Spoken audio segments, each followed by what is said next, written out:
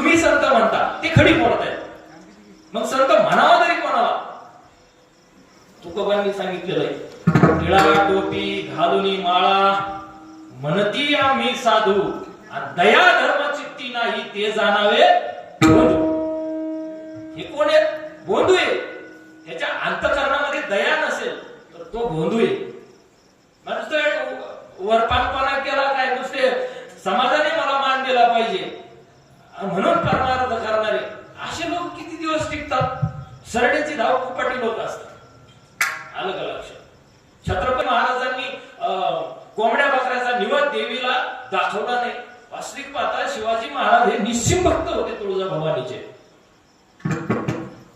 ह्या प्रथा आज बऱ्याच ठिकाणी देवीला बोकडे कापले जातात. एखाद्या निष्पाप जीवाचा बळी घेतला जातो आणि त्या देवीला अर्पण केला जातो. वास्तविक पाहता देव तर शाकाहारी असतो ना, मग देवाला त्या मांसाचा निवद दाखवण्याचं हे शहाणपण सुचलं कुठून? मुळात ही अंधश्रद्धा आहे. काय अंधश्रद्धा आहे. त्याच्यावर तुकोबांनी आसूड ओढलेले. म्हणून हा धर्म तेव्हा कळाला नव्हता आणि आताही धर्म तुकोबान नामदेव महाराजांनी धर्म आताही कळाला, लोकांना कळालेला आहे का?